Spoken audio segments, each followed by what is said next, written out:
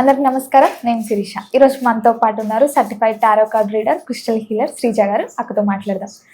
అక్క నమస్తే. అక్క నమస్తే. అక్క 2025 అయిపోయింది. సో 26కి వస్తున్నాం కాబట్టి ముఖ్యంగా ధనుసు రాశి వారికి ఎలా ఉంటుందంటారు, ఎలాంటి జాగ్రత్తలు తీసుకోవచ్చు అంటారు?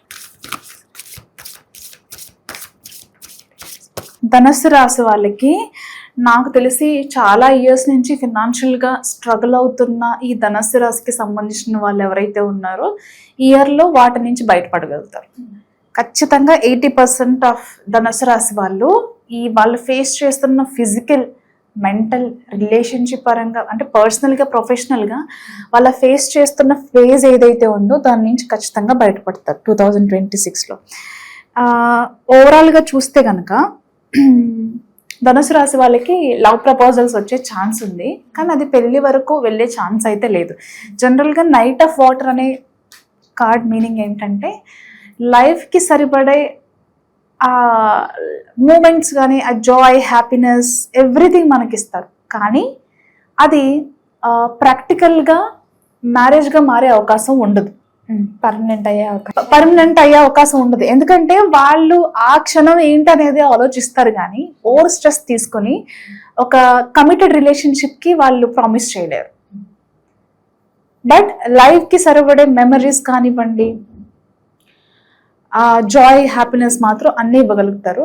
బట్ స్టెబిలిటీ లేని పర్సన్తో లైఫ్ లీడ్ చేయాలని ఎవరో అనుకోరు కదా. అండ్ వీళ్ళు ఎప్పుడైతే మ్యారేజ్ డిస్కషన్ తీసుకొస్తారో దాన్ని వాళ్ళు స్కిప్ చేసే ఛాన్స్ కూడా ఉంటుంది. అంటే ఇప్పుడు నేను దాని గురించి ఆలోచించట్లేదు, అంత దూరం నేను ఆలోచించట్లేదు, అండ్ నేను ఎలాంటి కమిట్మెంట్స్, ఎలాంటి టెన్షన్స్ ఇచ్చి నేను ఇబ్బంది పడలేను ఎస్కేప్ అవ్వడానికి కాదు, ఆ పర్సన్సే అంత. నేను ఎస్కేప్ అయ్యే పర్సన్ని కాదు, నేను రిస్క్ తీసుకోను, టెన్షన్తో ఈ లైఫ్ నేను లీడ్ చేయను, నేను ఇలానే ఉంటాను, నేను ఇంతవరకు మాత్రమే చేయగలుగుతాను, నా మీద ఎక్స్పెక్టేషన్స్ పెట్టుకోవద్దు అనే క్లారిటీ వాళ్ళు ఇచ్చేస్తారు. ఎస్కేప్ అయ్యే పర్సన్ కాదు, he's not a cheater or she's not a cheater. వాళ్ళు అంతవరకే ఉండగలుగుతారు, అంతే చేస్తారు. ఫేక్ ప్రామిసెస్ మాత్రం మనకి ఇవ్వరు.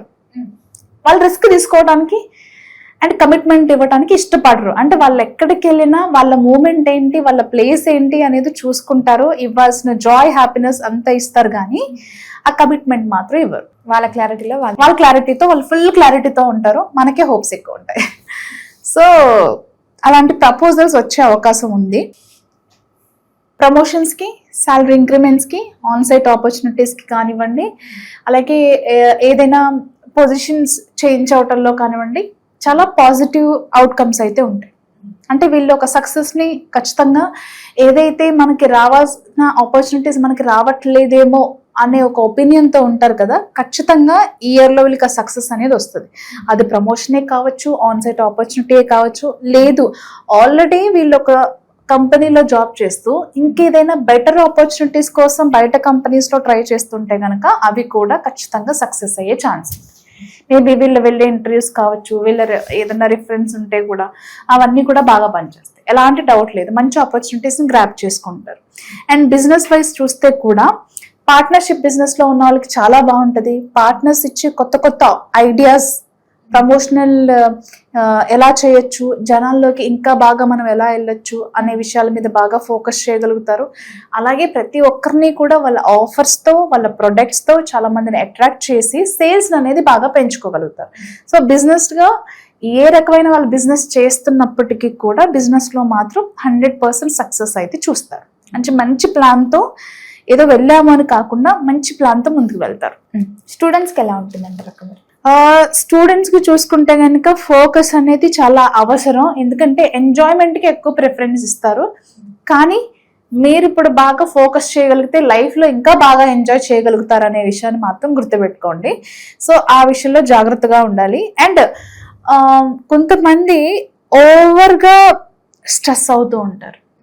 అండ్ కొన్ని ఇప్పుడు ఫర్ ఎగ్జాంపుల్ చాలా ఇయర్స్గా ఎవరికైనా రిలేషన్షిప్లో ఏదైనా ప్రాబ్లమ్స్ ఉంటే ఇక్కడ అయిపోయింది, ఇంకా ఇది మనం ఇంతకు మించి మనం భరించలేము దీనికి అనుకునే వాళ్ళు సెపరేట్ అయ్యే ఛాన్సెస్ కూడా ఉంటాయి. ఓకే. అండ్ స్టూడెంట్స్కి కూడా, స్టూడెంట్ విషయాల్లో కూడా నేను చెప్పగలిగింది ఏంటంటే ఓవర్ స్ట్రెస్ వాళ్ళకి ఇవ్వద్దు. చదువు అనో, లేకపోతే చదువు విషయంలో అగ్రెసివ్గా పేరెంట్స్ వాళ్ళ అగ్రెషన్ వాళ్ళ మీద చూపించడం అనేది వాళ్ళు స్ట్రెస్గా తీసుకుంటారు. కాబట్టి ఎంతవరకు చెప్పాలో అంతవరకు చెప్పి వదిలేసాయి. ప్రెషర్ మాత్రం ఇవ్వద్దు. ఈ పొలిటీషియన్స్ లో ఉన్న వారికి ఎలా ఉంటుంది? పొలిటికల్గా ఉన్న వాళ్ళకి ఒక సలహా, లేకపోతే ఒక ఉన్నత స్థాయిలో ఉన్న వ్యక్తి సపోర్ట్ చాలా అవసరం. ఇండివిజువల్గా వెళ్తాను అని అంటే నా చరిష్మా చాలు కదా అంటే కాదు. ఒక పవర్ఫుల్ స్టేజ్లో ఉన్న వ్యక్తి యొక్క సలహా సూచనలు, అతని సపోర్ట్ అనేది చాలా అవసరం ఉంటే ఎలాంటి పొజిషన్కి వెళ్తారు అని అంటే వీళ్ళు అనుకుంటే ఇది చేసేస్తారు అనే రేంజ్కి వీళ్ళు రీచ్ అవుతారు. సో ఆ సపోర్ట్ అనేది చాలా అవసరం.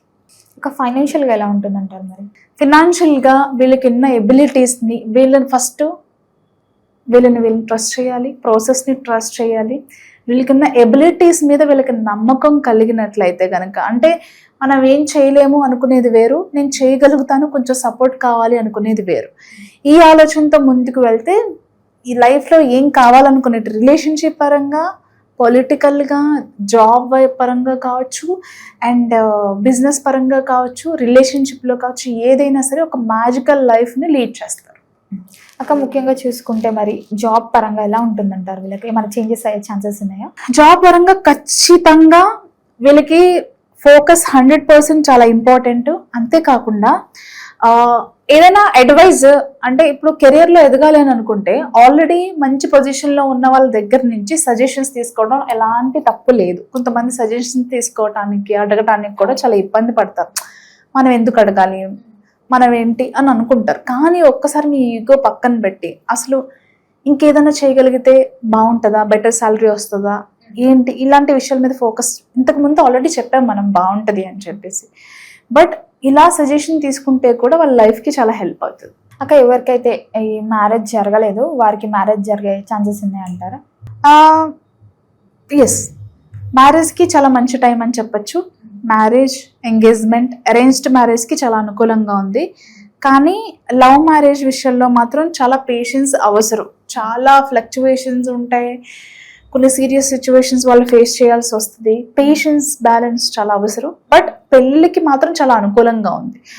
ఆల్రెడీ యాక్సెప్ట్ చేస్తే వెల్ అండ్ గుడ్, బట్ కొంచెం కష్టపడాల్సి వస్తుంది. But end of the day పెళ్లి కోసం పలానా వ్యక్తిని ఈ ఇయర్ పెళ్లి చేసుకోవాలి అనుకునే వాళ్ళకి మాత్రం 100% అనుకూలంగా ఉంది. లవ్ మ్యారేజ్ కూడా సక్సెస్ అవుతాయి, కానీ కొంచెం ఆ ఎఫర్ట్స్ అనేవి చాలా అవసరం. అక్క ముఖ్యంగా మరి ఫిలిం ఇండస్ట్రీలో ఉన్న వారికి ఎలా ఉంటుందంటారు? రైట్ అప్రోచ్మెంట్ ఉంటే ఖచ్చితంగా వాళ్ళు గ్రాప్ చేయాలి అనుకున్న అన్ని చేస్తారు. ఇక్కడ అప్రోచ్మెంట్ ఈజ్ చాలా ఇంపార్టెంట్. అక్క ఓవరాల్గా మరి ఈ ధనుసు రాశి వాళ్ళు ఎలాంటి రెమెడీస్ చేసుకోవచ్చు అంటారు? ధనుసు రాశికి సంబంధించి వీళ్ళు ఏం చేయొచ్చు అంటే, కాశీలో కాలభైరవ స్వామి టెంపుల్ ఉంటుంది. సో అక్కడికి వెళ్ళి కొంచెం టైం స్పెండ్ చేయడం, కాలభైరవ అష్టకం చదువుకోవటం. ఎందుకంటే వీళ్ళకి పాజిటివ్ ఎంత ఉంటుందో నెగిటివ్ కూడా అంతే ఉంటుంది.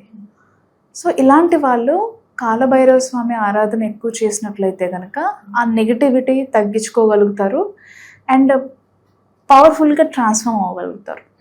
అంతేకాకుండా మనకి వీళ్ళు యానిమల్స్కి కూడా వీళ్ళు ప్రొటెక్ట్ చేయడం, అంటే చాలా చోట్ల యానిమల్స్ యాక్సిడెంట్స్కి కానీ కొంతమంది క్రూయల్గా వాటిని ఫిజికల్గా, మెంటల్గా టార్చర్ చేస్తూ అలా అబౌండెంట్గా ఉన్న యానిమల్స్ని అడాప్ట్ చేసుకోవటం కానీ, టైంకి వాటికి ఫుడ్, షెల్టర్, లేకపోతే వాటిని సోకాల్డ్ ప్లేస్లకి షిఫ్ట్ చేయడం, ఎన్జిఓస్కి ఇవ్వటం కానీ, అంటే జరుగుతున్నది నాకెందుకులే కుక్కే కదా, నాకెందుకులే యానిమలే కదా అని వదలకుండా దాన్ని ప్రొటెక్ట్ చేసి దానికి సేవ చేసినట్లయితే కనుక, సేవ అంటే మీరు అక్కడ ఉండి దానికి మర్యాదలు చేయాల్సిన అవసరం లేదు. దానికి అయ్యే కొంచెం ఖర్చు ఏదైతే ఉంటుందో సోకాల్డ్ యానిమల్ వెల్ఫేర్స్కి కానివ్వండి, అలా చేయండి. అంటే ఇక్కడ నేను ఎందుకు చెప్తున్నానంటే,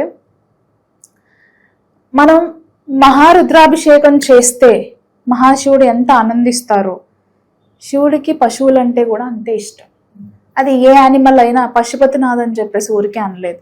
సో ఏ యానిమల్ అయినా సరే శివుణ్ణి ప్రసన్నం చేసుకోవాలి, ఆయనకి మనం నచ్చాలి అని అనుకుంటే చేయాల్సింది ఒకటే, మనం యానిమల్స్కి ఎంత సర్వీస్ చేసి ఆ ఇబ్బందుల్లో ఉన్న వాటిని మనం ఎంత రక్షించగలిగితే ఆయన మనల్ని అంత రక్షిస్తాడు. అక్క ఓవరాల్గా 2026లో ధనుసు రాశి వారికి ఎలా ఉండబోతుందో, ఎలాంటి జాగ్రత్తలు తీసుకోవాలో తెలియజేసినందుకు చాలా థ్యాంక్స్. Thank you.